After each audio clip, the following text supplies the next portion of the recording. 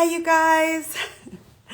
Happy Wednesday, Warrior Wednesday, the UK edition. We are going live all the way to London, and I cannot wait. Oh my God, I really can't wait. Oh, hi. You guys, let me know where you're from. Good morning or good evening. Over there in the UK. How are you? Welcome to Warrior Wednesday. Hi, everybody. Hi, Nisi's World Forever. How are you? Phenomenally autistic. Hi, Yanni. It's beautiful to see you. Hello from Berlin. Wow. Hi from Berlin. Welcome to Warrior Wednesdays. Hello. Hello, love. It's Renee. Hi, Renee. Which Renee? I know a couple. New Jersey. What's going on? Welcome, you guys. Philly is in the building. You know, that's my hometown, y'all, where I was born and raised.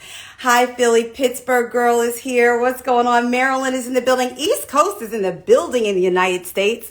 And, let's see. Sav LaFair says this is her first Warrior Wednesday. Can you guys give Sav LaFair some hearts, please, and welcome her to Warrior Wednesdays. Detroit is in the building. What's up, Detroit?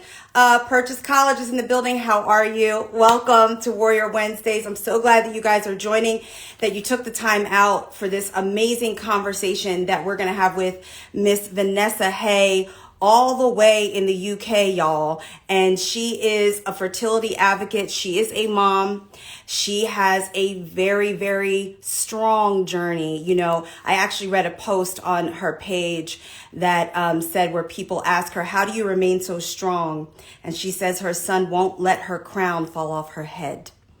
And she is here. She works with the Huffington Post sometimes to talk about fertility in the UK. And she is a woman of faith. Let me start by saying that. And yesterday, before this live, Mama Stu, how you doing? My mama is in the building, y'all. She's in Philly too. There's another Philly person in here. But my mom, Vanessa, sorry, I was thinking about my mama too. But Vanessa yesterday sent me a live of a praise and worship that was going on, I believe in Africa, in real time, for women that were praying for increase in their womb. And so I went to the live and saw all of these women sharing comments of grace, comments of power. Vanessa and I were praying for each other. It was holy, y'all. This is who we're going to talk to today. And her and I met through Warrior Wednesday. She reached out to me and we had a Zoom call back in December. Sorry, my mail just came through the door. I got one of those old school things in case you heard that. But we had a Zoom call back in December for like an hour and a half.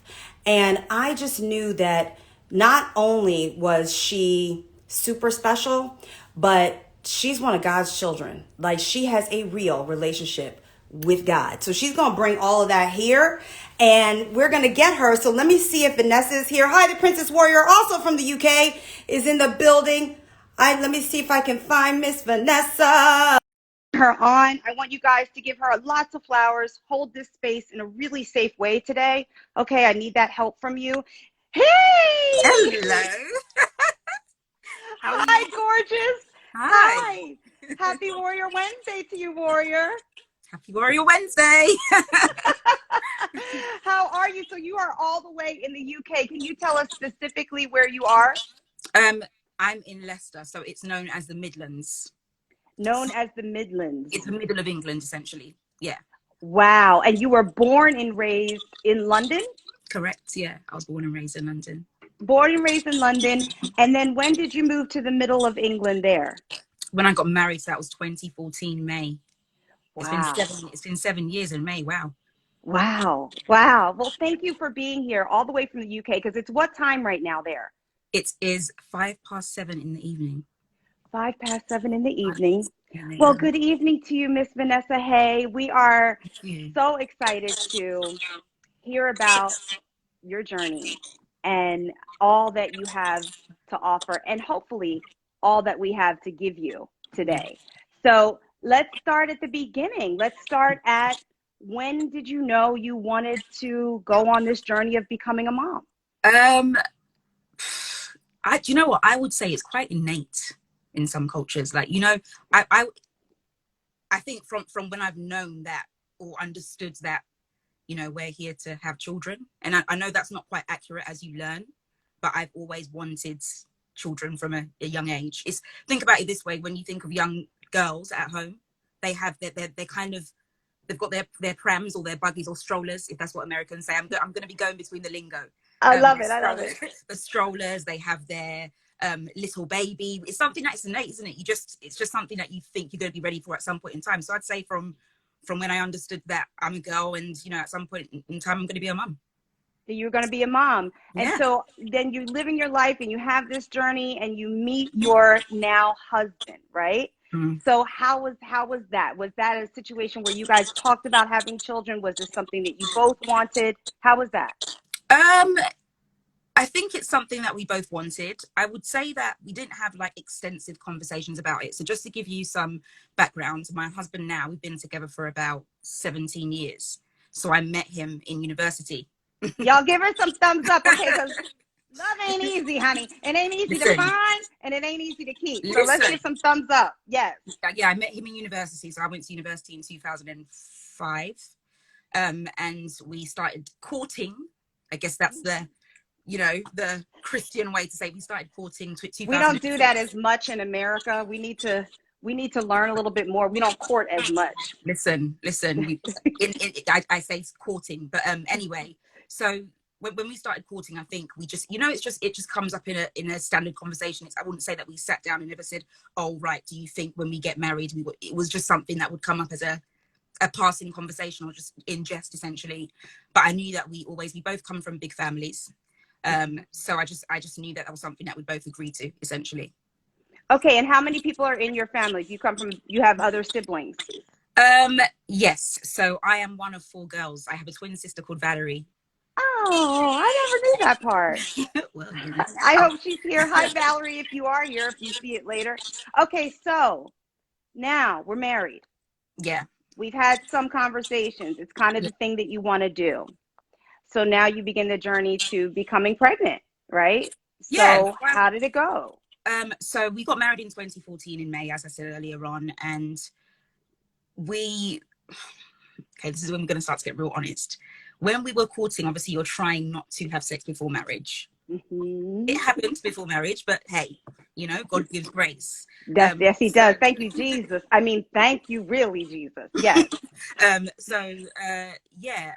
We got married in May, and I went on the pill straight away. So it was never in our plans to get pregnant straight away. I think as most couples nowadays, you want to kind of enjoy every stage of your marriage, particularly when you're newlyweds. Even though we've been dating for long, I'm sure people will be familiar, even if you're not, that you're still getting to know your husband even after you get married. So we agreed that we'll take probably a year. But what happened was I went on the pill, and this pill was called the Yasmin pill. I'm not sure if anybody's familiar with it. We have the Yasmin pill here as well. Mm-hmm. Listen, Yasmin wasn't my friend, you know. Mm-hmm. And you know, that's interesting. I'm glad that you said that, because there's a lot of different birth control, you know, pills and devices on the market. And sometimes I remember going crazy, y'all, with PMS, to the point where I couldn't even recognize myself. And my boyfriend at the time had to tell me, I think your birth control has you on another level of being. And so sometimes we have to be aware that our pills and our situations can sometimes affect who we were. So Yasmin was not your friend? Yasmin wasn't my friend. My libido was really, really low. Oh. My moods were all over the place. And I remember we went to Dubai for our honeymoon. And I remember on the way back, we were there for about 9 days. On the way back, I remember my husband saying to me, "Are you not attracted to me anymore?" Oh boy. And the reason why is because obviously it's a honeymoon. So you're honeymooning, but it weren't quite that, because I just wasn't on it, Kelly. I just felt off. And so as soon as we got home that day, I was like, do you know what? I think I want to come off the pill. Mm-hmm. And I said to him, at the end of the day, you know, you hear that when you come off the pill, you don't get pregnant straight away. I'm not going on anything else. Mm-hmm. So let's just do what we need to do. Okay. Mm-hmm. So go forward a bit. I came off the pill, wasn't on anything.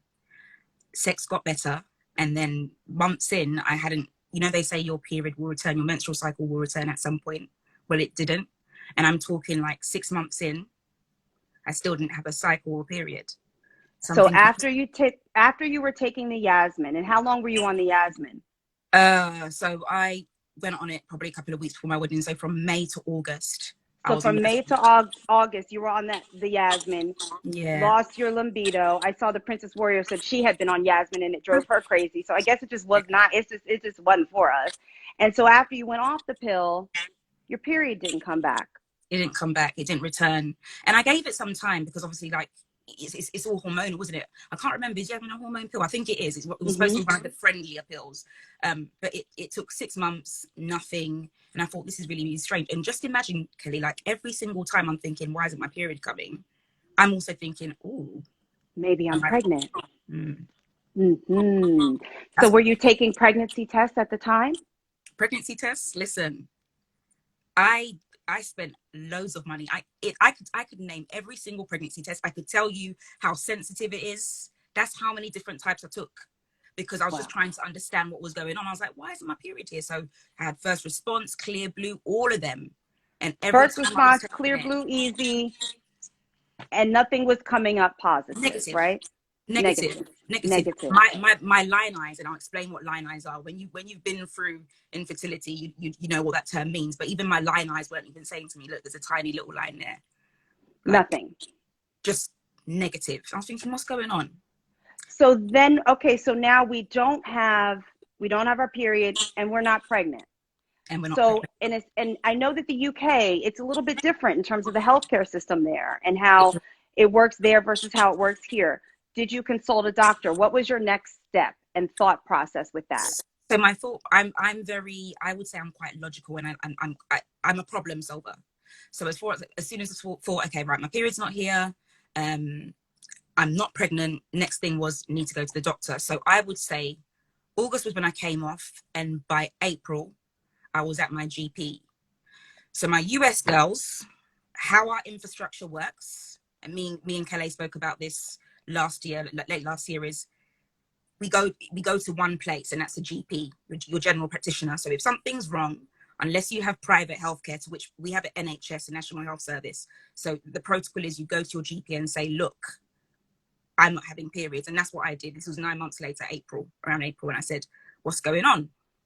So what they normally do is, just to understand what the issue is, they normally just kind of ask like your background. And I remember my doctor said, what's your periods been like historically? And I remember saying to him, well, he said, when did you start your period? And I was like, I started when I was 12 years old. And he was like, have they always been consecutive? And have they always been, on cycle, essentially? And I was like, no. When I started my period when I was 12, I think the next time I had one was probably when I was 15. Wow. Yeah. But this is where I'm going with this is, at this point in time, I'm not programmed to thinking that I want to get pregnant. So because my periods aren't coming, I'm thinking, great, even better. Who wants a period every month? I'm not thinking about, actually, Vanessa, you need to look into this. That's so important. I'm going to stop there for a couple reasons, because I'm really glad that you went into starting to explain what the system is there in the UK. And for those that need a little bit of refresher, what Vanessa just told us is that you go to your GP, your general practitioner. So the same person that you go to when you have a cold, when you have a sinus infection, when you maybe have the flu, is the same person that you're going to talk about your vagina, your reproductive system. Yeah. So there's something that's not right there, y'all. I hope you guys can hear that. And one of the reasons that I'm glad that you highlighted those differences is because here in the United States, we do go to gynecologists. There's different specialties, as you know, and a gynecologist will tell women that they should come in at least once a year for a pap smear, a general pap smear, to be screened for STDs, to check around and make sure that there's nothing going on inside of you, to touch in your breast, and to order maybe a mammogram when you're of age. So for those people that are on here, when you skip going to the gynecologist, when you skip getting your annual exam, when you don't think that you need it because you're not having sex, you're really taking unfortunate advantage of the privilege, actually, of Mm. being able to go get gynecological care. Because Respect. what breaks my heart about your story the most in this part of it is that you're going to a general practitioner for something that a gynecologist needs to talk to you about. Yeah. Correct? Listen, yeah. You know, excuse me to say, and I say this with a bit of humor, that one thing that I love about the Americans in your system is you have an IST, you have a psychiatrist, a psychologist. We don't have that. We have a GP, and I would say our protocol is quite reactive. You only really start to look into whatever the problem is when something's pointing to it. So I wouldn't go to my GP every year and say, oh, can we just check if everything's okay down below? I had to have absent cycles for them to then investigate. And normally, so anyway, when he asked me, you know, what's your cycles been like, and was taking my history and then said, right, so this is what we're going to do. The second thing that he said is, are you trying for a baby? And I'll tell you why he asked that, because they will treat you based on what your intention is of being there. So if I said, no, I'm just here to figure out why my cycles are messed up, I'm not a priority, essentially. Ooh. I know that sounds really wild, but I'm not. Yeah, so my friend Louise just said it's very reactive. Hi, Louise. It's very reactive. And yeah. Hi, Louise. And we're here about proactive fertility, which is why it is so important what you are saying. It's so important that you've been through this journey and that you've been so vocal about this, because as you were saying earlier, not getting your period, it's like, okay, cool, I don't have to deal with it. Yeah. So many of us feel that, and it's logical in the moment. It's because we are not taught how our bodies work. Yeah. One of the things that Regina Townsend just said from Broken Brown Egg is that your menstruation is an indicator, and it is. Yes. And Dr. Duke always says that your cycle is actually a vital sign. So for all of these months, you weren't getting this vital sign. And the healthcare system where you live is basically saying that we are going to treat you based off of your intentions, your life choices, not what your health is. No, but your intention. Yeah. And my husband was there and he was like, are you trying to conceive? And then my husband's like, typical alpha male, no. And I'm nudging him thinking, we have to say yes, because if I don't say yes, this isn't going to move forward. Ooh, okay. I'm taking that in.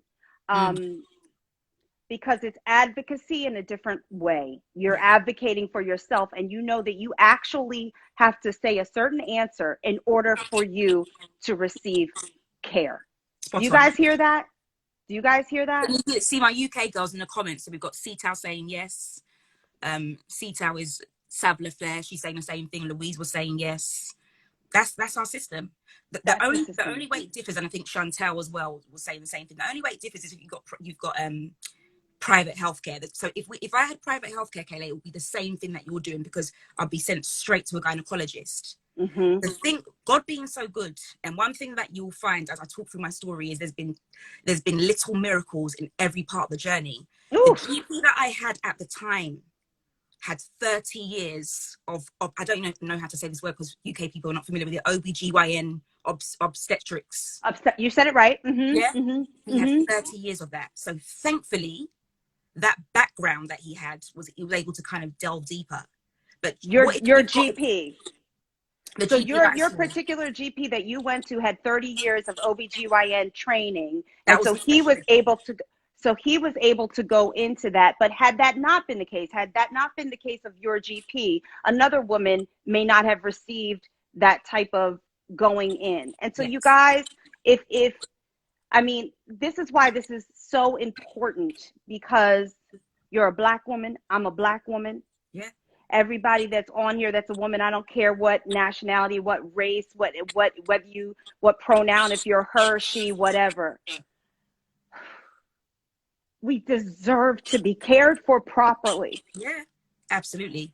And the system that is not proper care for what women deserve.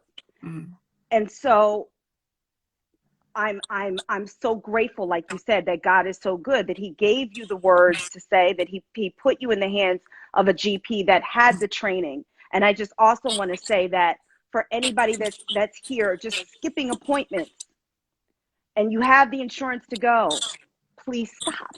Yeah. Please stop. Yes. Okay, so we're at the doctor and he's asking you, are you trying to get pregnant? You nudge your husband and you tell him to answer a different way. So Yeah. continue. So Yeah. so he's, I think we've got a good understanding. We've been together for so long. So when I nudged him, I think he caught on that we need to say we're trying to have a baby. So we did. We went along with it. So then the doctor said, okay, we're going to do some tests. So the tests are, and Kelly, you're much better at this than me, but all the hormones they're checking, the progesterone, the estrogen. I've got a couple of friends in here. Karen's in here. You know, she's a midwife. Hi, Karen. Hi, Odette. I'm just saying, I'm just sending, you know, my friends love. Of course, please, please. Hi, Karen. Hey, girl. Karen's hey, midwife. Yes. Yeah, and yeah, you've got all those hormones that they're checking. Sorry, I'm on my phone, so it's going to slip a couple of times. So you got all those hormones that they're checking, and everything came back. So I had my tests, came back within a week, and he said, you know, it doesn't look like you're in early menopause. This is working okay. The only thing that's a bit weird is your progesterone levels. Okay, so they were doing your AMH levels, probably your FSH levels, all of your hormone panel. For those that don't know, those will help you understand your ovarian reserve. So what he was saying is it doesn't look like you're in early menopause, but your progesterone is off. He said my progesterone is off. So let's imagine, I can't remember what the level needs to be, so feel free to correct me if I'm wrong, but let's imagine that the progesterone level that indicates that you're ovulating is 30. Mine was something like 0.3. It was like stupid. Like, well, he basically said, you're not ovulating. That's why you're having periods. So he said, so we're going to correct this. He said, I can do this locally. In fact, he said to me, and again, little miracles.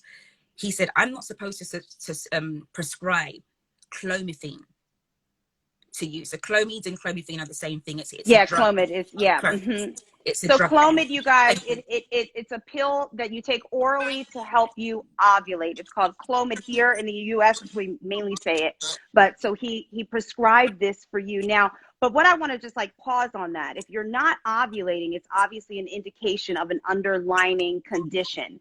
I am not a doctor. I have no medical training. But I don't know if it was PCOS or something in that family, but it is an indication that something else is going on, right? Yeah. Okay. Gotcha. Yeah, exactly, Regina. The crazy maker will go on to that anyway. But yeah, he said, just remember, this is what I'm saying, that the mindset of our doctors is we want a solution and she wants to get pregnant. So he's like, so she wants to get pregnant. She's not ovulating. Bam. So she wants to get pregnant. She's not ovulating. Not why is she not ovulating? Not why. You guys see the difference there? So I get it. We're going to try to get the solution so you can get pregnant, but we're actually not getting to the root cause as to why you're not ovulating in the first place. Yes. So these are different things. We have Global Fertility Connections on here. I'm not familiar, but hi and welcome, and saying that Clomid triggers ovulation but can have serious side effects. Indeed. Okay, so they prescribe you, your GP, who has some knowledge, prescribes you the medication. Yeah, so that was June 2015. I remember putting that in my journal. This is when I started journaling and writing. He put me on Clomid for 6 months, and what he was saying is every month they're going to check my progesterone to see if I ovulated, because that's what they're trying to get me to do. And I remember him saying before I left, like, I want you to bear this in mind, that because clomiphene makes you hyper-ovulate, you could end up getting pregnant and having twins. So I'm gassed. I'm like, oh my gosh, I could finally get pregnant and have two. And boy, Clomid sent me off the edge, Kelly. Tell us. Hot flushes. Whew. To this day, I started taking a Clomid. I took it for 6 months. To this day, my eyesight is mashed up because of Clomid. It used to give me this kind of like strobe kind of light effect. I can't really explain it. It felt like I was like, I can't describe what it looks like, but in the dark, my eyes messed up a bit. Wow. And to this day, my eyes have never gone back. It really messed me up. But you know what? All my girls in here that really want a baby, because as soon as you kind of get that closeness of, we have to say you want a baby, so it's nearer. I had this desire. The desire kind of, it was stronger. So for me, it was like, it's doing all of this to my eyes, but I'm going to take it for what I need to take it for. Like, I can get pregnant any time from now. And I took it, and I never complained about it, but it sent me over the edge. I put on stupid weight. Mhm. stupid way. And that's when I started getting the question as well. The most painful thing about infertility is when you're trying, and because of what you're doing to try and get you pregnant, you're putting on weight, your moods are changing, and people are asking, oh, are you pregnant? Because your appearance is changing, but I'm being pumped with drugs to help me. Pumped with drugs Pumped to with help drugs. you. But This is why, you guys, because what you just said there, I think, Vanessa, is so smart and so identifiable and relatable to any woman, is that now you're trying to get pregnant. So you're just going to take what the doctor tells you to take. And because we don't have these conversations like we're having right now, we all just do what we are prescribed, so to speak, to do. But yeah, you just saying that, and I see people that are amening it that also had bad experiences with it. You just saying that is going to make the next person after you pause and yeah, at least investigate. Is this the only option? Is this the best option? Because we have to have these conversations so that we can say it. Regina Townsend is saying this is why people need to learn the yep. good lesson on shut up and don't ask.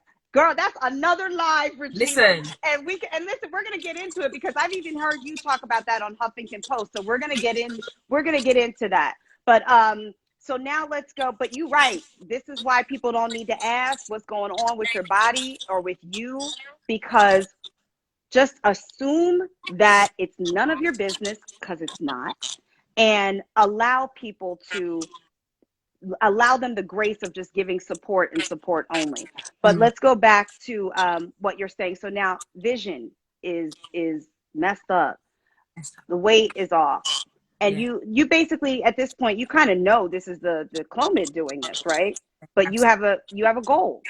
I have a So you goal, but the goal was I wasn't getting to the goal because every month when I went there, they're like, "Oh, you've ovulated, but you're not. Your HCG is at the -2 level, so you're not pregnant." So obviously, that every time I'm going in there, they're not just checking my progesterone to see if that's increasing; they're checking to see if I'm pregnant as well. And I think there's only one time I knew I was far away from getting to that goal because there was only one time on Clomid that I ovulated, wow.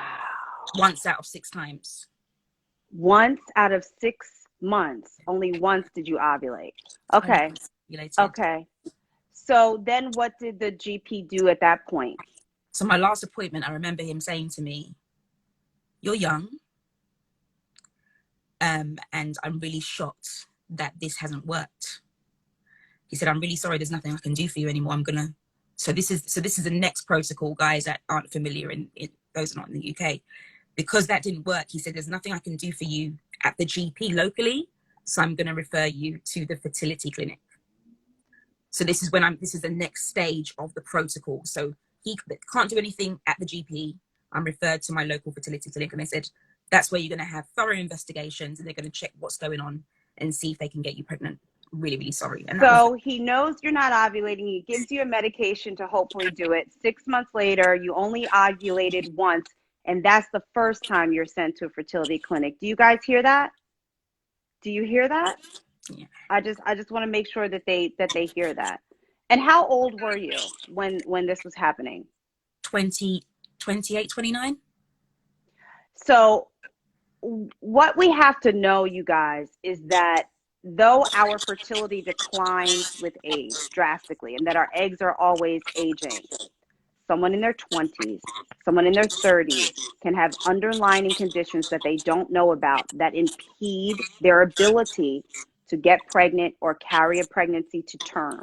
So what happens is that we often get dismissed Yeah, because of our age. We often, I remember asking my gynecologist here in the US when I was younger, what should I do? I might want to have a baby one day. Oh, you have time. And it's a dismissal. You don't know if I have time yeah, because I could be 25 years old and infertile. And so yeah. this is why we talk about proactive fertility health here and getting those AMH levels checked so that we have an understanding. And this is why we talk about bad periods are not normal. Missing periods is not normal. That if we don't know these things, then we are not empowered to find out what the root of the problem is. So now in the UK, we go through all of this before we actually get to a fertility specialist. So then what happens there? So I get to the fertility specialist around, I think it's September.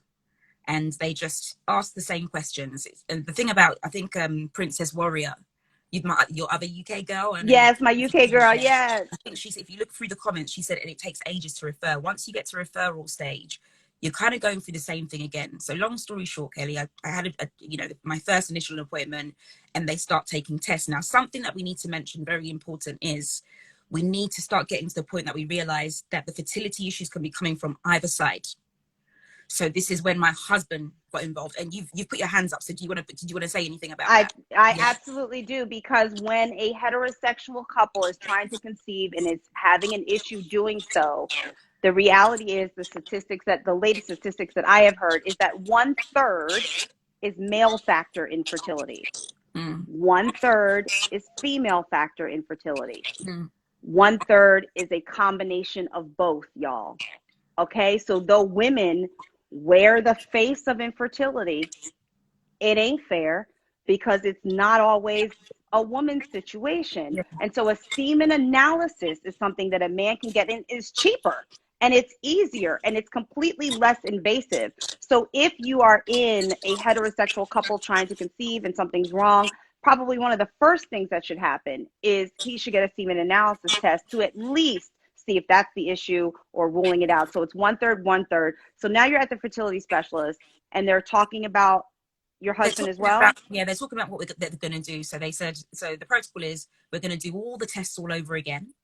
And your husband is also going to get tested as well. So, for the male, like you said, the most important thing for the male is a sperm analysis. So we went through all of that. For those that may not be familiar or may be familiar, there's something called an HSG test.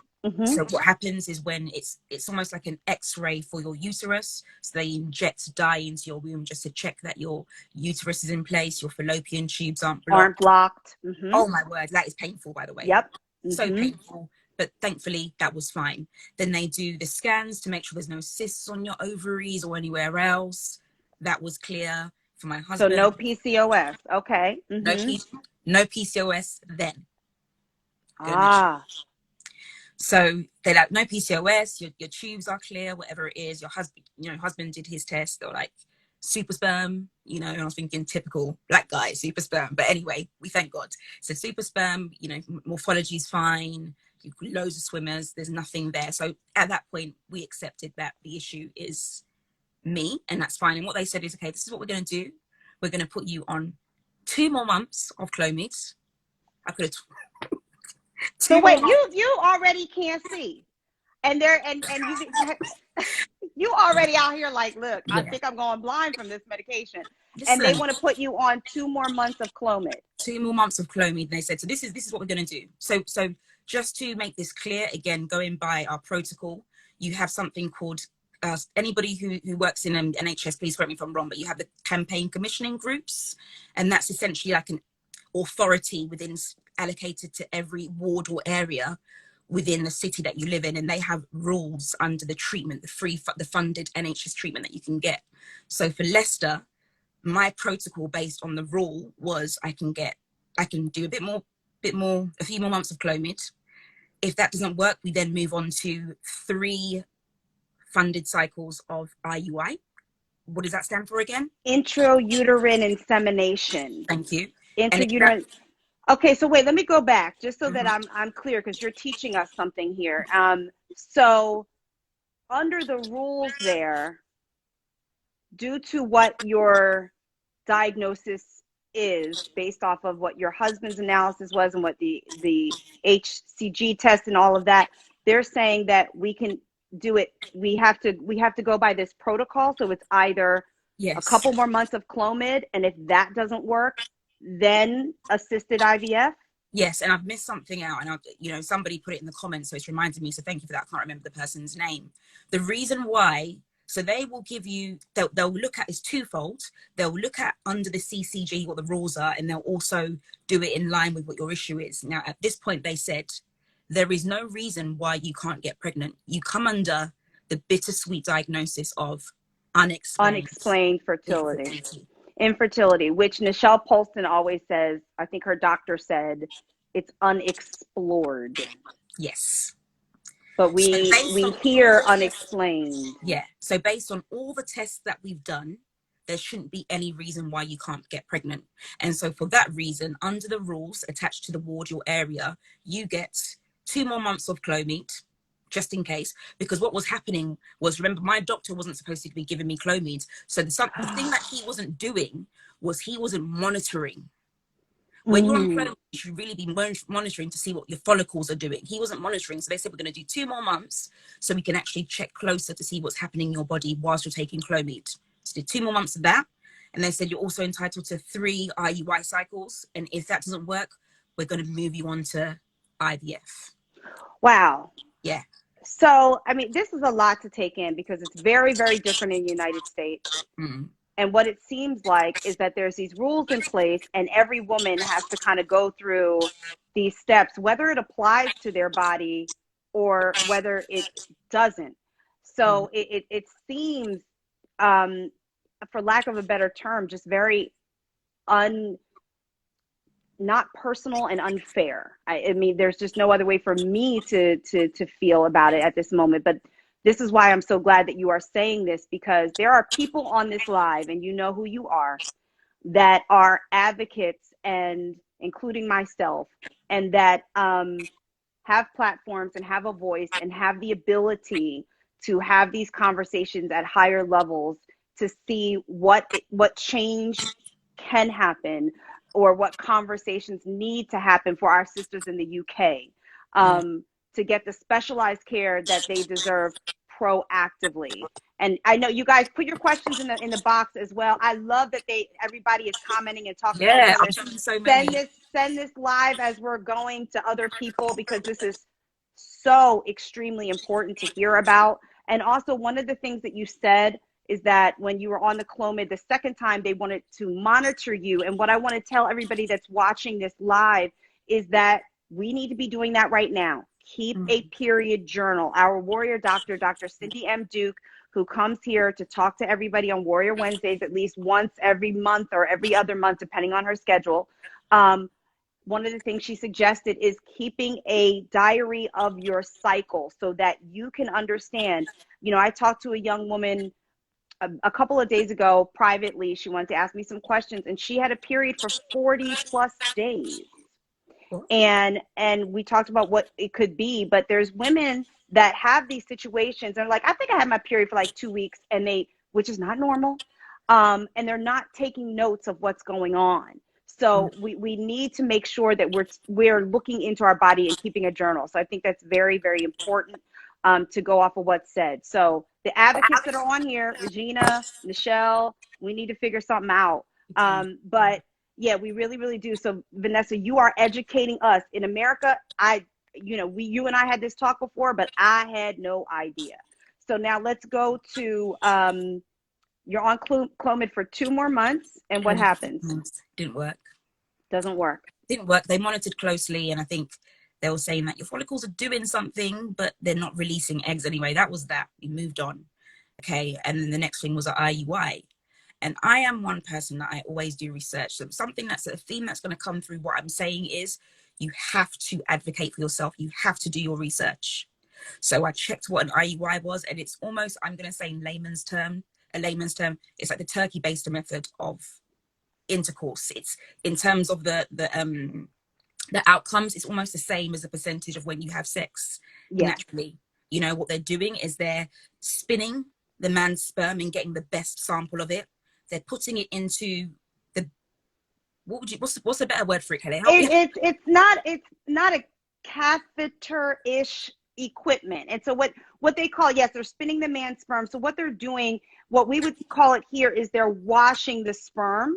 So what that is, you guys, is that semen is their seminal fluid and their sperm mixed together when a man ejaculates. So let's say a woman wants to try to get pregnant by purchasing sperm. They will say to her, here at least, they'll say, do you want washed sperm or not washed sperm? So washed sperm, you guys, it means that they're separating the semen, the seminal fluid, from the actual swimmers themselves, which is more expensive because they're getting the best things to go get it. So in an IUI, yes, what it is there's a device, and even here in the United States, again, I don't know how it works in the UK, but some women can actually do it at home. You can do it in the doctor's office, or you can do it at home. They'll send you home with the frozen sperm in this device, and then they have you put it in the thing, and then at a certain time, you put your legs up, you do the thing, and you try to insert the sperm up there. But it also is done in the doctor's office with assistance. And did you freeze? I think you look like you've frozen. Oh, I hear you. I can hear you, but you've frozen as well. So just get Can you guys hear us? Give us some thumbs up. There you are. Okay, cool. Okay, got it. And some women can do it at home or assisted with a doctor, an IUI. It's cheaper than IVF. It's without all of those injections and all of that kind of thing. So you were entitled to 3 tries of IUI. So it's assisted reproduction in that way. So how did that go for you? Well, I did the first one, and it was a negative cycle. What was a negative results? And I remember going to my nurse and saying to her, I don't want to do any more of this. I said, I've had 8 cycles of Clomid. I'm going crazy. I've just had a cycle that's not worked. I can't do this anymore. I want to go straight to IVF. And I remember the nurse saying to me, Vanessa, if you go straight to IVF, and remember, you've only got 1 fresh cycle. You've only got 1 fresh cycle that's free for IVF. So if that doesn't work, you can't go back to then take your 2 IUIs that are left. As soon as you move forward from those 2 IUIs that you've got remaining and go to IVF, if that doesn't work, that's it. You've used up. You've used that up. Yeah, very streamlined. There's no such thing as, let's quickly test out the IVF. But for me, I was like, I just put my cards on the deck, and I was thinking, okay, so 8 Clomids, haven't worked. IUIs, yes, it's something, but it's more or less the same as, natural conception in terms of the outcomes. It was a no-brainer to me, and I thought, you know what, I can't take anymore. I'm just going to go straight to IVF. And I remember, I feel like she kind of said it to make me think, and I said, that's fine. Yeah, we're going straight to IVF. You better stand in your conviction and your truth. Listen, I think you better stand in your conviction and your truth, because the thing is, with anything that deals with infertility and having an issue, we have to take care of our mental health, whether we're going to a therapist or being guided in some sort of way in situations like this, because sometimes we can't hear ourselves, tell ourselves what's best for us. And so I'm glad that you were able to get opposition to what you said, and that you knew what your truth was. So this process in the UK is completely different than the US, but the commonality is advocating for yourself. The commonality in Warrior Wednesdays is knowing who's in charge, which is the Most High, and being able to hear his voice and stand in your conviction and your truth. So you decided to go to IVF. Yeah, it was my birthday. I think it was I was 29, I was turning 29. And I remember I said, the best gift I can give myself is to advocate, to do the best that I can. I said, I'm going for IVF. And I remember her going as far. She knew, she could see that I think Regina said, she said what she said. It was definitely I said what I said moment. But I remember her saying to me, think about it and call me back, because you don't realize as soon as you walk away from IUI, you're not going back. I called her back. I said, okay, yeah, I'm going to get off the phone. 10 minutes later, I was like, yes, me again. I'm going for IVF. You better, listen, did y'all hear that? You said, wait a minute, I lost my ear pod and everything. Oh no, because I love it, because it is so easy to lose yourself in the pressure of all of this, especially when you have a goal, whether the person pressuring you is a nurse, a doctor, your friend, your neighbor, your spouse. It's so easy to lose yourself in all of this, and you have to hear what your soul is saying about the thing. So she called you, and you called her back in 10 minutes, like, hey, boo. Yeah, it's me again, boo. You know what? I think they probably had like something in between. I was one of those patients that, yeah, it's Vanessa again. I was always calling. So I Mm-hmm. think she could hear from my voice. And I was like, yeah, we're going for IVF. So she was like, you sure? And I was like, positive. I'm ready for this. I'm ready for this. Amen. And saying bye to IUI. God's got me. It's fine. And yeah, I started the IVF train journey on what day? So this is August. I started in September. Wow. I started in September. And you know Right how in. I'm getting ahead of myself, but you know how you talk about like your symbol, and this is a point when I thought, okay, God, Mm-hmm.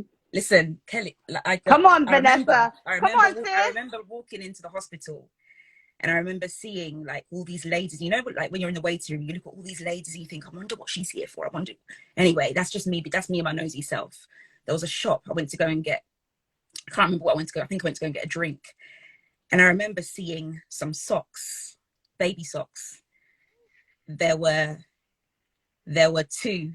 I got a blue one. I can't find the blue one for some reason, but I picked up the pink and the blue, and I said, this is going to be my go-to.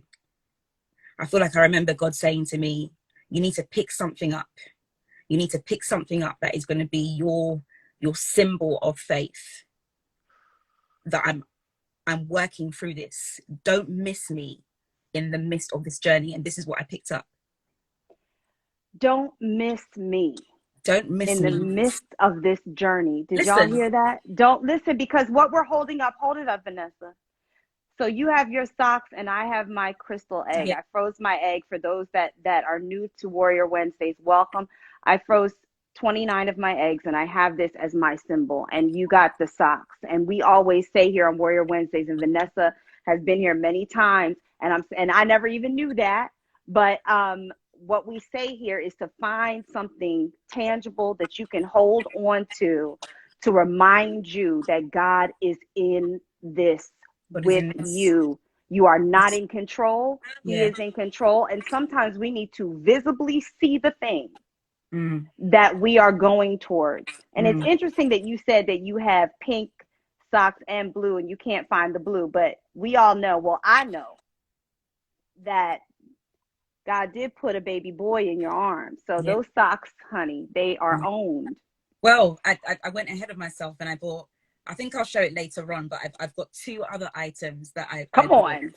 And I'm doing this because Vanessa came ready to let us have it, y'all. I know there's people in here that need to know this. They need to step into their faith. I got a pink baby grow that says, when God made me, he said ta-da. And then I got a blue version as well. So I thought, okay, I've lost the blue socks. That's fine. But I'm going to pick up two more items. And this is what I'm holding on to. So that's when the journey started. Wow. And yes, wow. IVF started September 2016, I believe. So this is just over a year on from when I started taking Clomid. So a year on from taking Clomid, we got our socks, we got our faith, we have our advocacy. Yeah. And now we're starting IVF. So how was that cycle of IVF? Amen. Sorry to see someone saying twins are coming. Yes, they are. Honey, because Vanessa and I were praying each other's womb, and you prayed a double thing. You said coming double. Yeah. And I give that right on back to you. Coming double. Double for your trouble, boo. Amen. All the way. Amen. So yes. So our IVF. IVF starts in September. I am okay with needles. So protocols are different. So I'm going to be very careful how I explain the process. It really depends on what your diagnosis is. But obviously I'm unexplained. So what they said is you're going to do the normal protocol. Kelly, interject if there's anything that I say that's not quite correct. But I remember when I walked in to the clinic and I seen the same nurse and I was like, right, I'm here. So she just said, right, so this is what happened. There's so many paperwork. There's paperwork galore, and it's down to consent. So you're signing things that are saying, you know, if you were to break up your partner, where will those embryos go? Are you giving consent for us to do this? You don't realize there's just so many things. If you don't use up all your embryos from your cycle, do you want to destroy them? Do you want another thing altogether? Do you want to destroy them? Do you all of that? Some donated research. Yep. We move on from that, and then I think the next week we start doing injection lessons. And I remember she gave me this instrument that I think you can put the syringe in and you can inject it in yourself. And I said, I don't need that. I'm going to do it myself. And I'm okay with needles, but Mm-hmm. my protocol was basically down regulation. And down regulation is, in other words, when you're trying to shut your body down from doing anything naturally. So we all have, well, in my case, it wasn't that, but we have cycles that are occurring whilst we're doing treatment. And just so that your body, your natural hormones aren't interrupting the process, I was injecting for about two weeks to down regulate. Mm-hmm. And then following that was awful. This is the first time I understood why my menopausal mother can be annoying when I was down regulating. Right, It was because your awful. hormones are completely changing in this month. Listen, Yeah, I thought yeah. Chloe was bad until I started down regulating. Anyway, so that's that.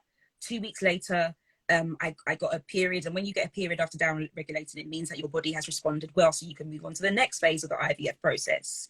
Okay.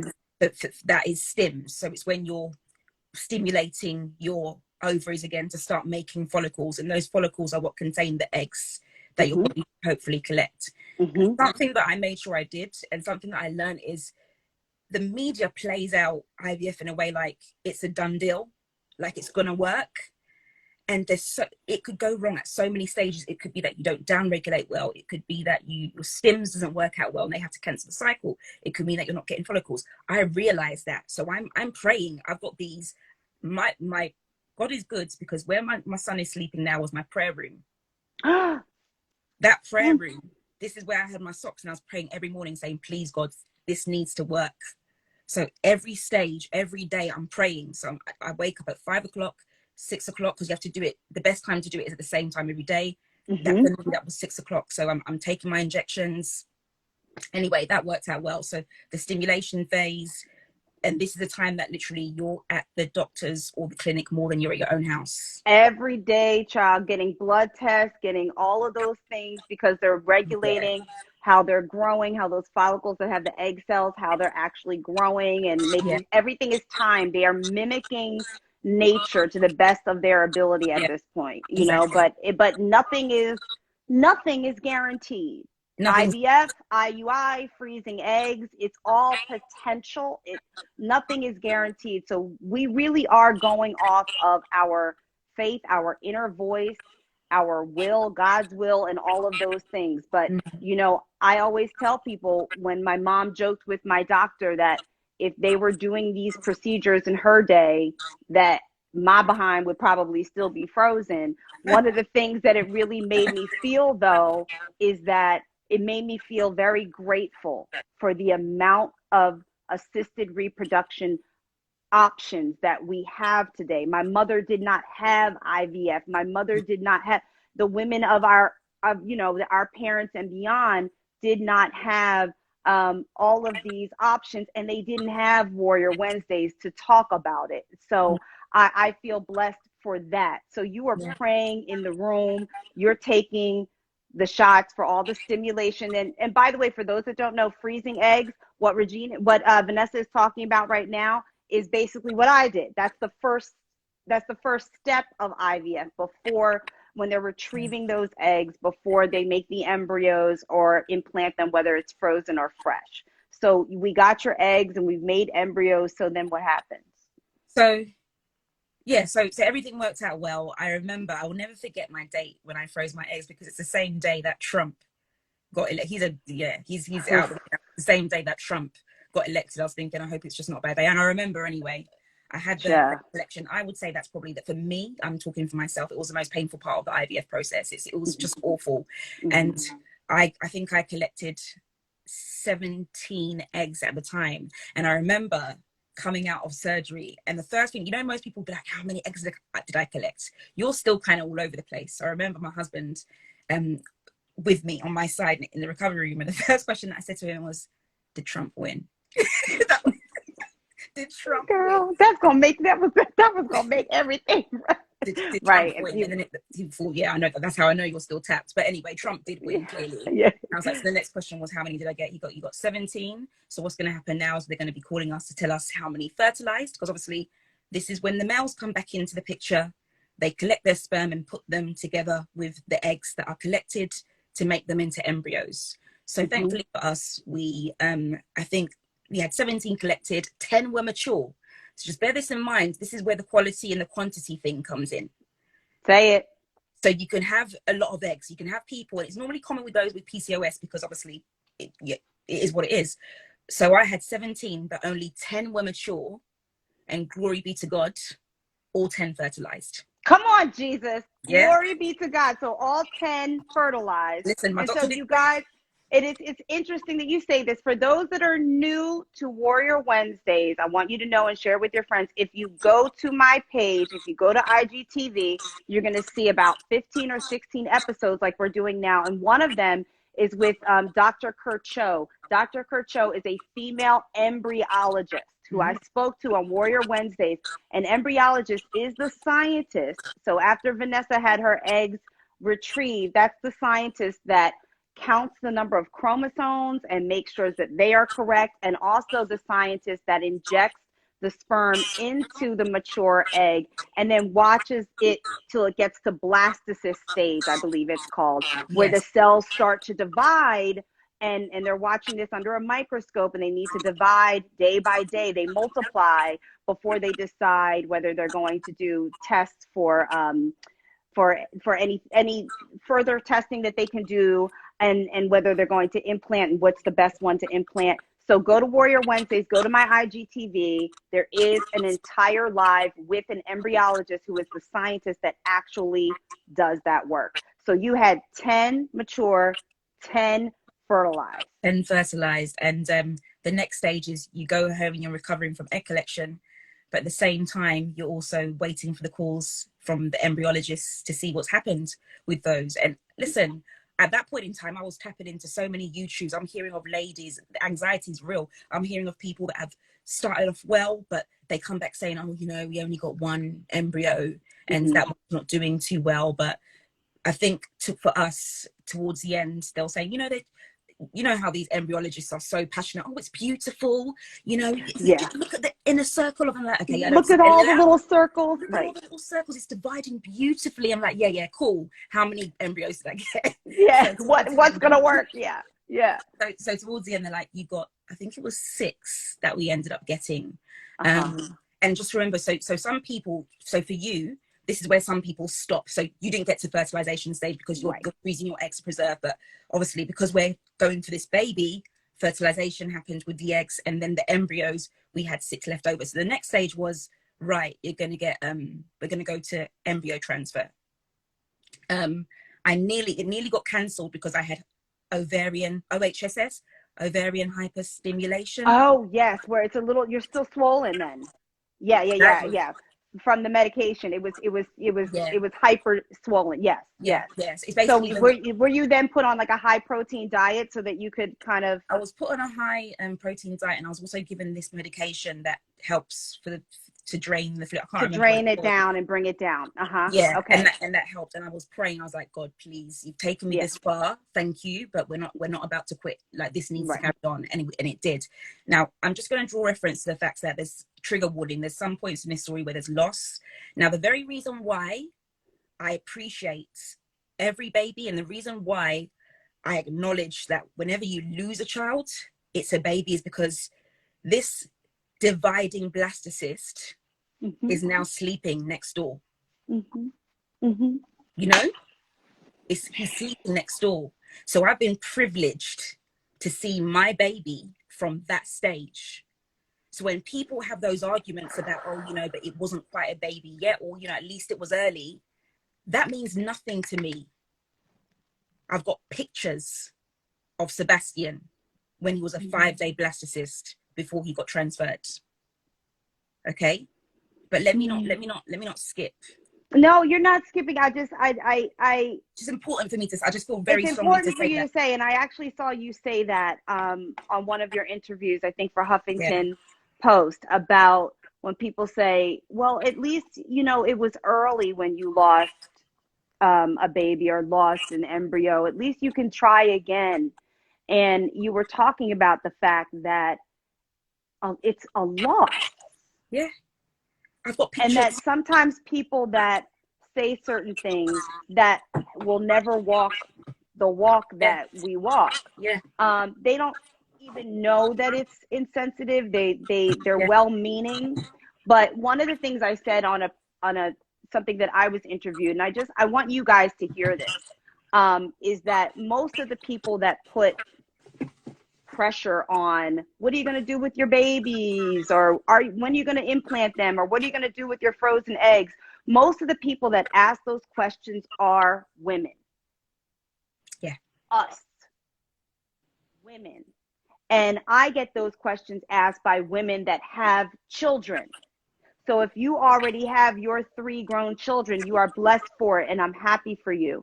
But you will never reap the consequences of the answer of that question. You will never walk my walk. Yeah. And so the reason I needed to bring this up is that we are the women that need to hold a safe space for other women. Yeah. When I tell men I froze my eggs, they go, good for you. Sure, you're going to have a baby one day. Yeah. When I tell women, they're like, well, when you going to get this baby, girl? When you going to put them in? So it's us, y'all. It's us.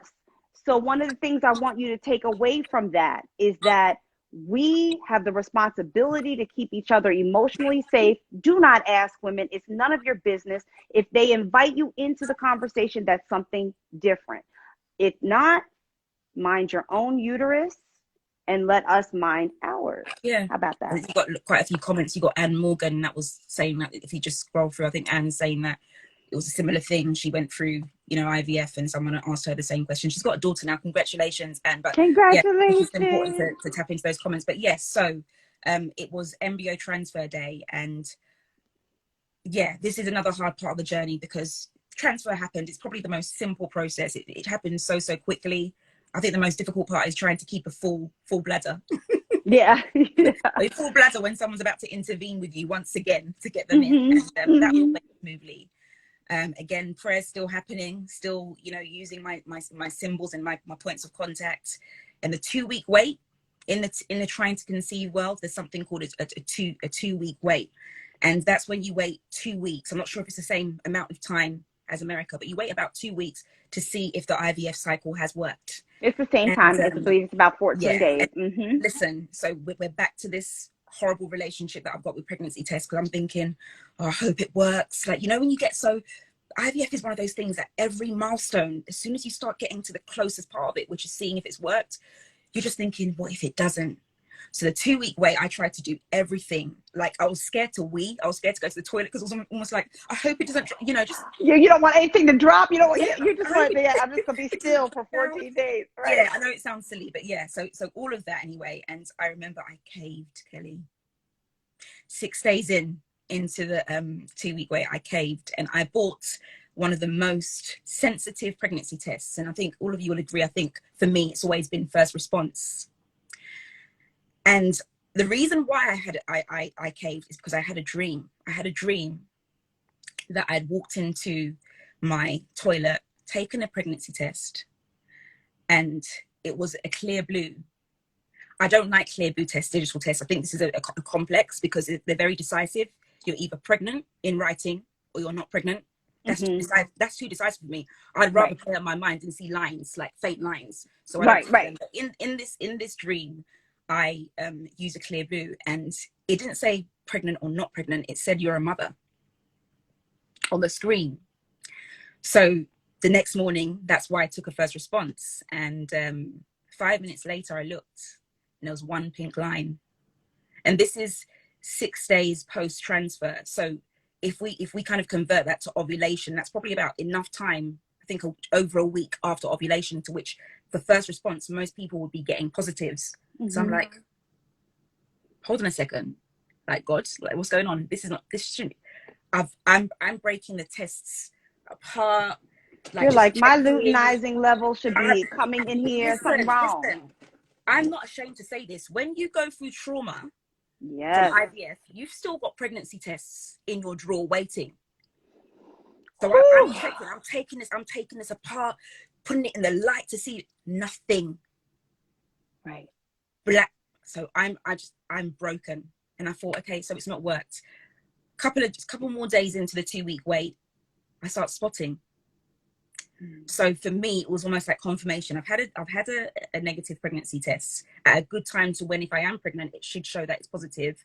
And now I'm spotting it's not worked. So I remember the day before so what we do in the UK, and I think it might be similar to you, is we have official test day where you actually go into the clinic and they confirm if it's worked or not. So you can do your own pregnancy test at home. That's down to you, but you have to go to the clinic just for accountability.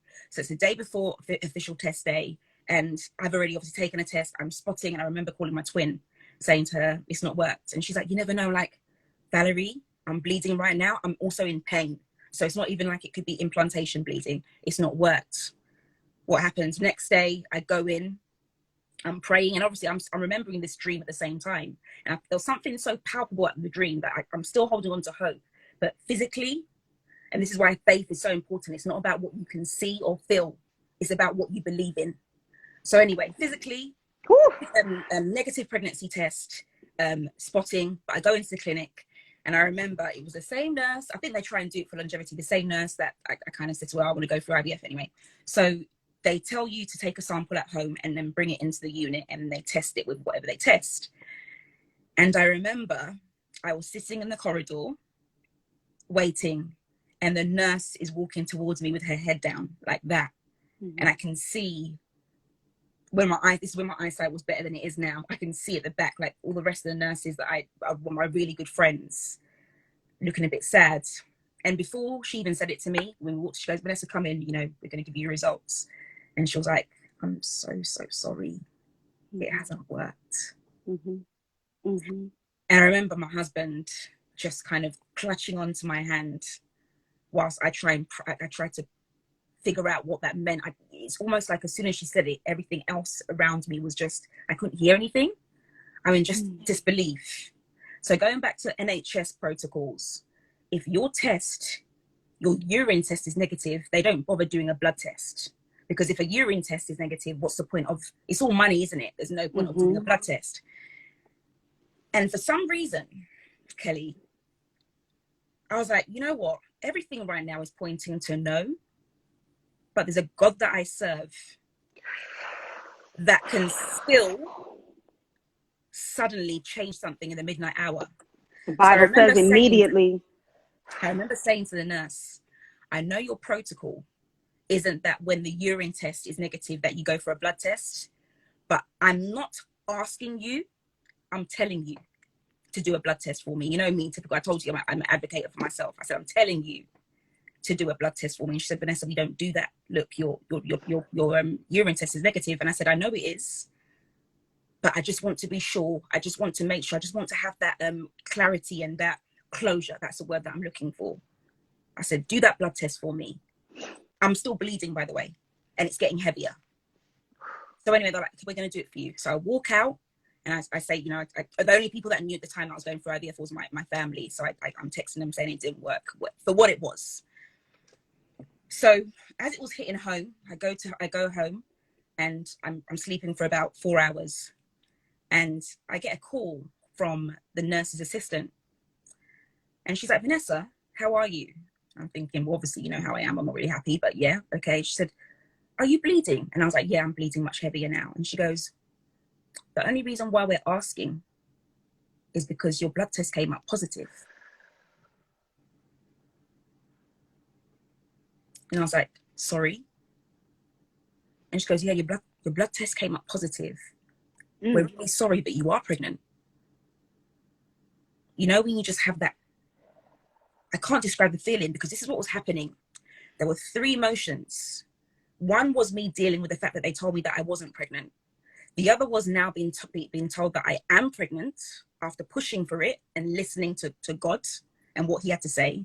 And the third was that them saying, you are pregnant, but the reason why you probably didn't catch it in the urine test is because we think you're miscarrying. And that's why we asked you if you're bleeding. So all in that call, there's 3 things that are going through my mind. Actually, I am pregnant, even though I was told I was not. It's positive, but now you're miscarrying. And immediately, I remember thinking, God, you're good. Now I know what that dream was about. Now I know what that dream was about. But I just kind of thought to myself, I've been through all of this. So firstly, I can't get pregnant. That's one thing to deal with. But now I can't carry babies. So now I can't keep a baby. Double whammy. That was what was going on through my mind. So what they said is, so this is what's going to happen. You're pregnant, but because we think you're miscarrying, we're going to do your HCG. We're going to do blood tests. And if your blood tests are going down, it means that you are miscarrying. We're going to be doing that every week. If it's going up, then great. You know, we've got a sticky, in embryologist terms, we've got a sticky baby. And so that's what happened. They were doing blood tests each week, and I'm just praying back to the prayer room with my socks and my Bible and my journal, speaking the word over my life. And so I think each pregnancy test, it was getting lower. And I remember I had another dream, and it was my baby. And I just feel like I remember God saying, you need to let go and you need to trust me. And as soon as I surrendered to that, because I heard it so palpably, the last test that I had, they were like, yes, you've miscarried. And that was that. Okay. First things first, I'm sorry for your loss. Thank you. Thank you. I appreciate that. Second thing, everybody that's on here better put a whole lot of flowers in the comment section. The third thing, that's one of the most powerful things that I have ever heard in my entire life. Entire life. God is so kind, because had you not had that dream and God had not said to you, you're a mother, you would not have spiritually met the baby that he wanted you to know for sure. Yeah. You were a mother to before that baby went back to him. Yeah. And when you check it, Kelly, it's in hindsight, there's something very, very symbolic about the words. It didn't say you're pregnant. It said you're a mother. You're a mother. Because if that and you acted like a mother in that doctor's office. Yes, you were advocating for your health, but you were a mother. And you said, I know you don't do the blood test after the urine test comes back negative, but I'm not asking you, I am telling you to do it, which is the spirit of a mother taking care of their child, whether that child is leaving them, whether that child's adopted, whether that child is in a hospital bed, whether that child is in their body or out of their body. And that is why in my economy, I'm like, God was clear. You're a mother. Know this so that you can meet your child and know it for certain. I put that baby in there. Yeah. Before that baby went back to him. It is so powerful that you heard it, that you listened to it. But y'all, what's most powerful is you believed it. Yeah. And you believed it. Exactly. And that's why to this day, if people say, was your first cycle successful? I think people measure success based on if that was a live birth. Right. I didn't have that baby. That baby's not in my arms, but it was a successful cycle. You know, when I spoke about that's your child. That's right. Regina says yes. And as a mother, you told them to acknowledge your child. Yeah, yeah, yeah, yeah. Y'all ain't gonna take me today. Vanessa Haye, all the way from the UK. I applaud you. Warrior is too weak a word. Thank you. I applaud you for being obedient. I applaud you for being the mother that you are, and the mother you continue to be and were that day. And that was your first thing that you did as a mother. Yeah. Like Regina Townsend of Broken Brown Egg said, is you told them to acknowledge your child because God told you you're a mother. Yeah. Yeah. And So we are sorry for your loss. We're blessed that you shared that with us today. I feel very honored. So in the interest of time, so let's move to our next phase. The next phase is me having to wait. So what normally happens is, because your body's been through so much, I just wanted to start, you know, when you're so near, you just want to kind of get on with the next thing. So I somewhat dealt But there with, was a grieving. there was a grieving, but I also just wanted to move on. Mm-hmm. I just thought, I'm pregnant. And you know what? I know it sounds quite wild, but there was a joy that my body proved that it could get pregnant as well. So Yeah. I had to kind And of hold on to that. that's why he wanted you to know. Yeah. Yeah. I had to Yeah. kind of hold on to that whilst I moved on. And so 3 months later, after I didn't have the cycles, I remember just sending an email to my consultant saying, "Hi, it's me again. Can we just get this going, please?" Like, so that took me to, I think I miscarried the baby. It was confirmed on the 2nd of December.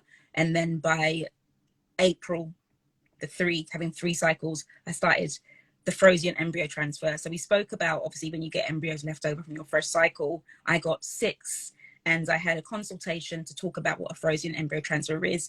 The only thing that is different from a frozen embryo transfer IVF cycle to a fresh cycle is you're not doing the egg collection, because you've already made Right. embryos from the Mm-hmm. fresh Mm-hmm. cycle. So I could just do the normal thing, you know, shut down my body, all that kind of stuff, and then go ahead. So let's skip all of that, because I've spoken to you about what that looks like. So I started in April, and our transfer was the day after our, I think, 3rd or 4th anniversary, 3rd anniversary, and it was on the 2nd of June. One thing that we agreed was, as much as there are risks, that we were going to do a double embryo transfer, because we miscarried last time and they said to us, let's do a double just in case if something happens, you've got 2. So hopefully there's one you can rely on. And we did a double embryo transfer. And glory be to God, it was successful. I remember I didn't test in the 2 weeks.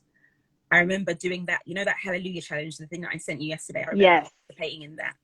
These socks came back out every night. I remember, I'm not going to forget this, and I have to say it because I want to witness to God.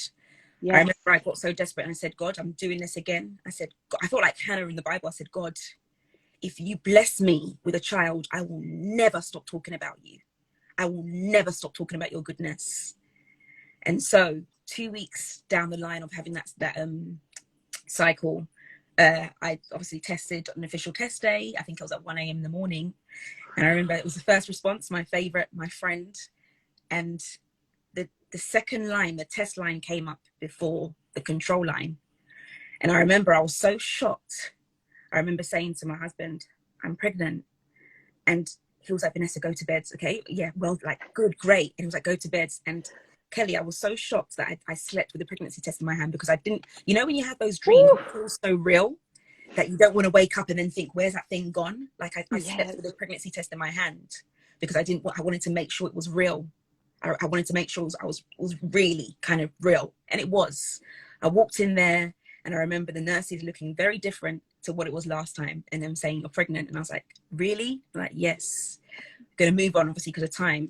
So so obviously what they do is they do repeat results just to make sure that your HCG is right. Going up. Mm-hmm. It was going up, but bleeding started again. Mm-hmm. And prayer, my mother-in-law, bless her, who's lost her mum today, she was at the house praying for me. Prayer hands, you guys, prayer hands. Listen, there's a loss in Vanessa's family. Prayer hands, please. When I'm telling you, this was a double transfer. Now, the bleeding was so much. I don't know how Sebastian's in this room next door to me. I don't know. I'm talking, and trigger warning, guys, because I have to explain. It was clotty. It was heavy.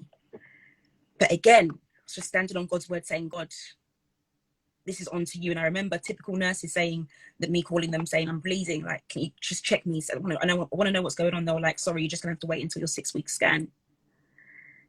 Waited until my 6-week scan. I was like, okay, over to you. And I remember her at this point, obviously, it's not big enough for them to do the one in your belly. So it was a transvaginal dildo scan, as they call it, whatever term you use for it. And I remember seeing that flicker. It's like this on the screen.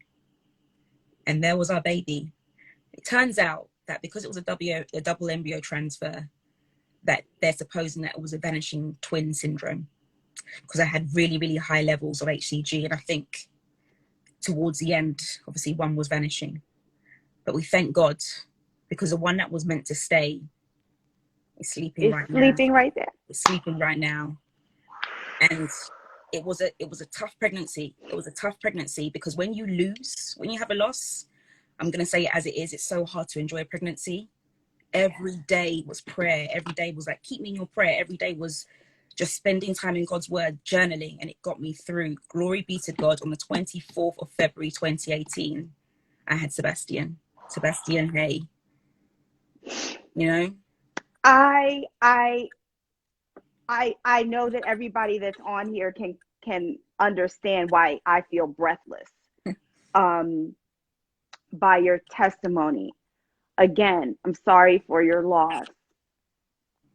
So grateful that Sebastian held his little hands on and came to you. I want you to know, Vanessa, because I read it and I wasn't able to say it at the moment, but I want you to know in real time that your testimony is a blessing for others, which you've discussed what you want this to be, is to be able to bless others. And Ann Morgan 399, let me get my glasses so I can read it correctly, and says, thank you for sharing this. My first cycle, I started bleeding on day 5 and second cycle on day 9. I never did a blood test. I wonder how many women are in your situation and will never know. Like I said, I felt like they were both losses as they were embryos. yeah. So Under UK law, when I remember, I just need to put this out there so people can really feel what I'm saying. At the point of transfer, under law, you are considered pregnant. Take that in. I was able to at the point of transfer. At the point of transfer, you are considered a pregnant lady. In the UK? Yes. Wow. You are considered pregnant. Yeah. That's interesting. Now, I don't believe it's that way in the United States. The United States fertility clinics, the practice of reproductive assistance, assisted reproduction, is the only medical practice that has to report its success rate to the CDC. Okay. I don't know if you guys know that, but any fertility clinic has the only in America that has to report its success rate. So because it in some cases is elective, in some cases it's the only way.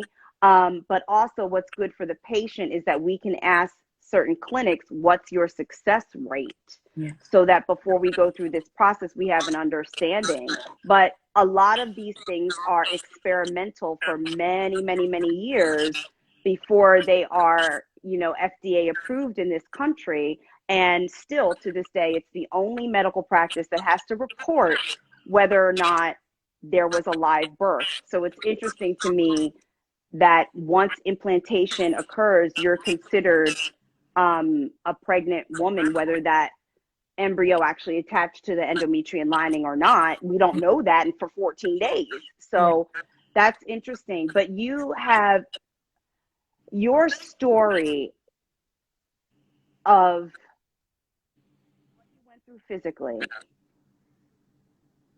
what you went through emotionally, and who you are spiritually, and the ear that you have to your Father is unbelievably powerful and a gift to me and a gift to everybody hearing this. It is a testimony of obedience and believing and knowing what you know. Knowing what you know. And so we have our angel babies, right? Yeah. And then we have Sebastian in the other room. So let's just talk really briefly, if we can, about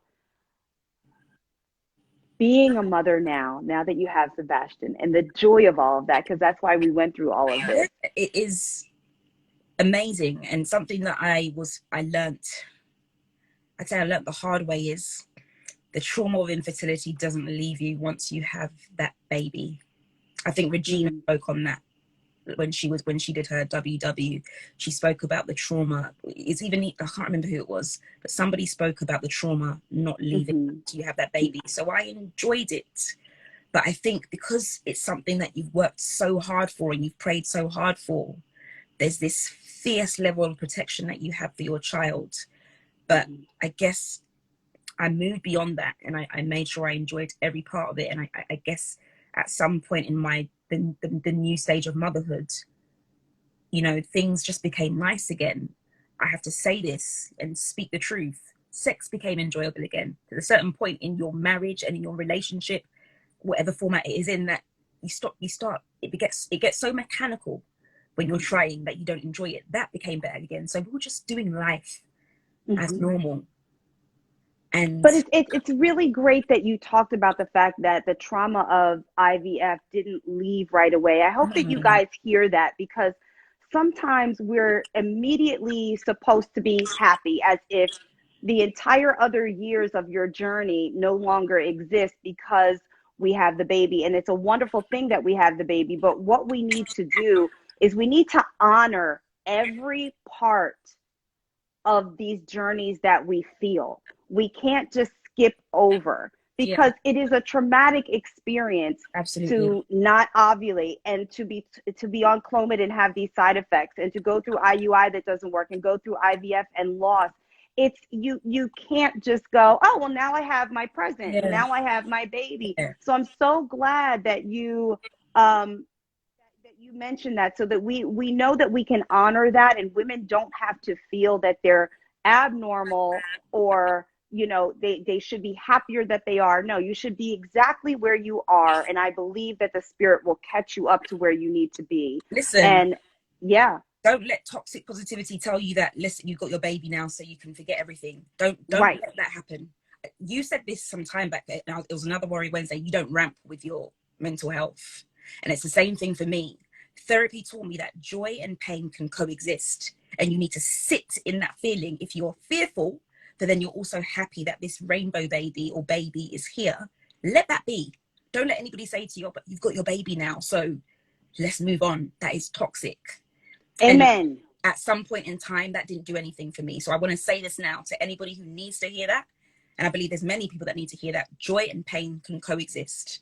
And that is actually the most healthy you could be. That's what my therapist would say, is that when they coexist together, and when you allow yourself to feel all of those things, that is the most healthy that you can be. When you skip over something, suppress something, act like something isn't there, that is when you are not in your truth.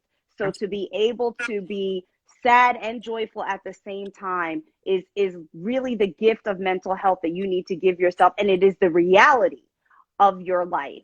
And so you were those things. I was.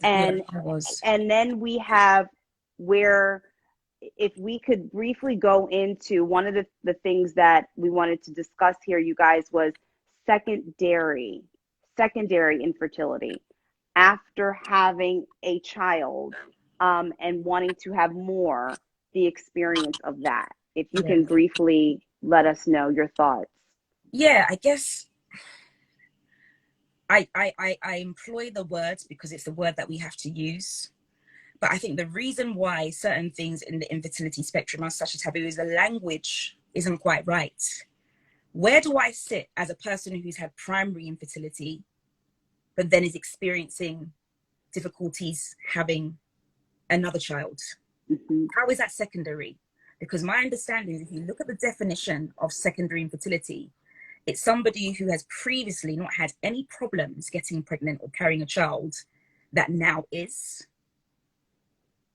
But let's check something. Right. And this is a reason why can't infertility just be infertility? The language we use, medicalized language that we have to employ as people that are going through it, is so important, because I couldn't quite connect to that. But for what it was, yes. 18 months later, everything's going fine. I wasn't getting periods, but I was still breastfeeding Seb at the time. So I thought maybe it's the breastfeeding that's, you know, stopping the periods, but it wasn't. In September, August 2019, I wasn't feeling well. And for some reason, I would have never thought to have taken a pregnancy test. I remember speaking to my midwife friend and saying to her, I'm getting these period pains, but nothing's coming and it feels a bit weird. And I remember her saying to me, take a pregnancy test. So I did, and it was positive. It's this test here that I showed you guys. I took this test. I took this test in the morning and it was positive. And I remember thinking, and I'll tell you the reason why I took it, guys. The reason why I took the test is because I was bleeding. So when I started bleeding, I was thinking, oh, the reason why I'm in pain and not feeling well is probably because my period is coming on. And I learned that I was pregnant through me taking the test and thinking, okay, I'm pregnant. So what was that blood about? So I would say secondary infertility for me kicked in after, in hindsight, I learned 8 weeks into the pregnancy that I was an ectopic pregnancy. So we lost another baby. It was spontaneous pregnancy, but we lost that baby, unfortunately. Sorry. I'm so sorry for your loss. You guys, more flowers, more flowers. Because, well, no, because it's, listen, every time we discuss a loss, an angel baby, I want to lift those little spirits up, because you're their mother. Yeah. And I want to honor their existence in you, and how their story is blessing the conversation and the people that need to hear this. Because when we look at you, Vanessa, we are looking at a reflection of ourselves that says, I still can go on. Yeah. I'm not the only one. I'm not alone or isolated in this.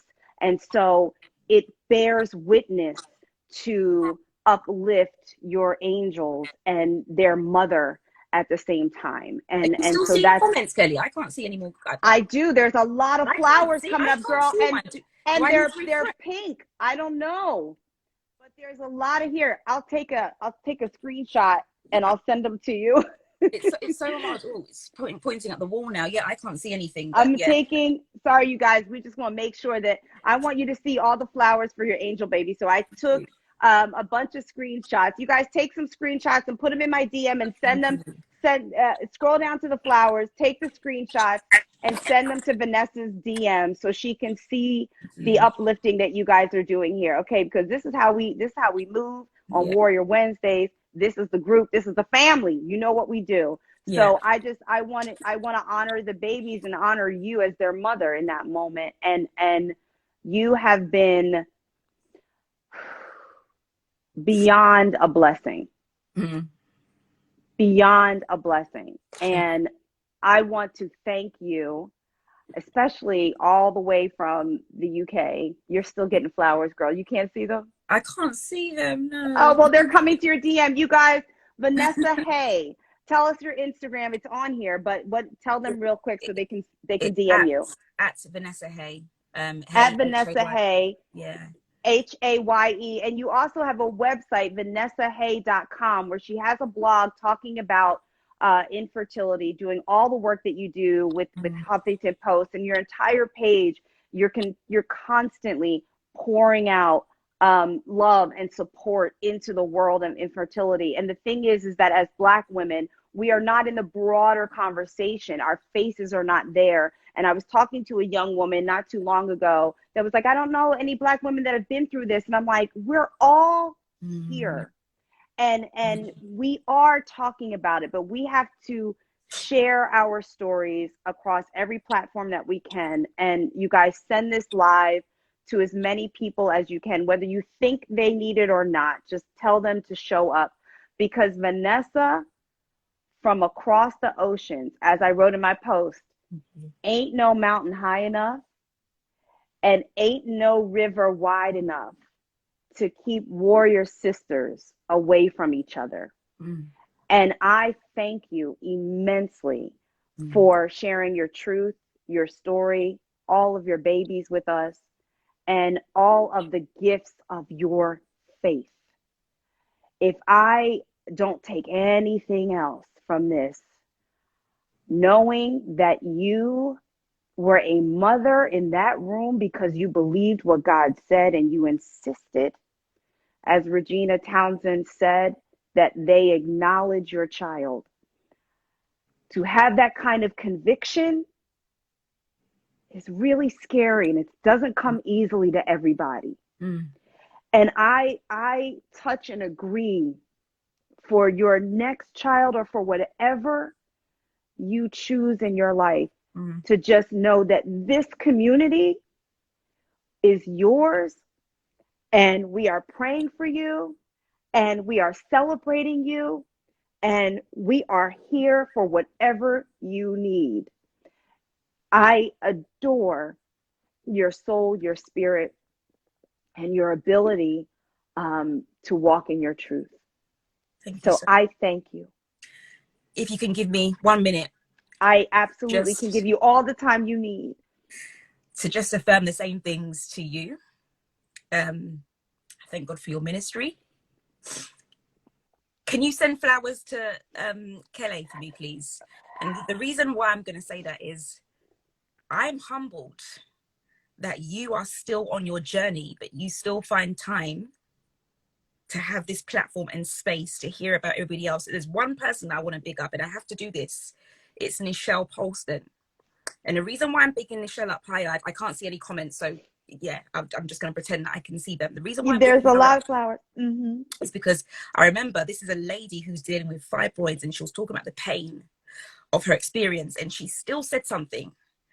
And she said, please let us always also remember the women that are going through secondary infertility. It's an ambiguous place. It's an untold pain of at least you have a child, or at least, always the vacuous at least. But for a Yes. woman where she is to go through that, and it's the same thing with you, for what you're going through and what you're waiting for, to still offer this space, I salute you. And I want to say thank you and God bless you. And I've said this to you before, and I'm going to say it as a way for everybody to have this point of contact. I'm going to say it to you now. I can't wait until we can come on alive again and show our children to each other. And for every other woman, everybody I know, and something that I've learned in this journey is everybody's waiting for something. Whether it's your third or fourth child, or your first child, or the child that you want to adopt, whatever it is, everybody waiting for something. Give them that grace and see them through. And I want to thank you for doing that for us, for doing that for me, for doing that for both of the Nichelles. Everybody who's come on, thank you and God bless you. And you know that I'm always praying for you and keeping you in my prayers. God bless you. Thank you so much. Thank God bless you, and I'm always praying for you. And thank you. I Thank you for receive. everybody too that I came on. received that. And Michelle Polston is on here, and she did say, y'all, you're gonna make her cry. She says, I love you, ladies. God is good for connecting us. It's divine intervention.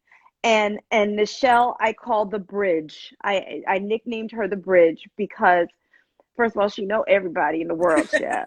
That's number one. But she knows how to connect people that need each other or that can serve this community. So Nichelle Polston is with Her Normal. You guys follow her. Follow Regina Townsend at Broken Brown Egg. Follow Vanessa at Vanessa Haye. Send her the DMs of the flowers. This has taken me completely out in the best way. And thank you for saying what you said, because I sat here, it's hard for me to receive, and I sat here and was like, let me receive this blessing. So thank you. Thank you for praying with me yesterday. Let's continue to pray. Yes. This is your family. This is your community. We love you. And I can't wait to talk to you again and work with you again and continue to uplift our sisters. Oh, I love you So so much. Thank you. I love you, baby. I love you. You guys, I know she was amazing. So hand claps to Vanessa as we let you go. Kiss Sebastian for us. Tell him he got a bunch of aunties over here in the U.S. sending him a lot of love. Everyone's saying they just followed you. Spread the word about Vanessa, you guys. And this has been truly, truly a holy place today. Guys, remember. Yes. Symbols. Yes. Please Yes. remember. Get your things. Okay, baby. We love you. Go to sleep. It's nighttime there. Not for We me. love you. I'm a night Oh, owl. See you later. you're a night owl. Okay, that's right. Well, we love you and we thank you for Love you. joining. Thank Thank you, you. baby. Mwah. Bye. All right, Mama Stu sends her love and her flowers too. Same to you. Thank you, Mama Stu. Mwah. See you later. Mwah. Bye, baby. Bye. Thank you again. Thank you. All right, you guys, I am going to save this. So before I do, whoo, whoo, whoo. I'm speechless. All I can say is that God was in this place today, and we are better for it. And take it with you, carry it through your day, send it to someone that might need it, and know that you are not alone. I hope that Vanessa's testimony has blessed you the way you can see that it has clearly blessed me. And this is a woman who knows what she knows and knows the God that speaks to her, and continues on, and has become an advocate in this space because she's needed. She's needed. So, Vanessa, we thank you again. I thank everybody for coming on today, and continue to love each other on the journey. And I will see you next week. So next week we have Dr. Lori Johnson, who is an infertility mental health therapist, y'all. She is a therapist. She is licensed. She is with the Assisted Reproductive Task Force for mental health. She has had losses herself. So she speaks from a place of knowing, but she's going to talk to us about mental health and the emotion that we feel, and what Vanessa was just talking about, feeling that pain and that joy at the same time, or the trauma of IVF. We're going to talk about it here on Warrior Wednesdays next Wednesday. Nichelle Polston, my bridge, put me on to Dr. Lori Johnson. So I will see you guys then. Vanessa, we love you, girl. I'm about to save this. Kiss Sebastian, and girl, kiss yourself, because you just blessed a whole lot of people. I love y'all. See you guys soon. Follow Her Normal. Follow Broken Brown Egg, you guys. I love you. Follow Vanessa Haye. Thank you for being here today. Bye, y'all.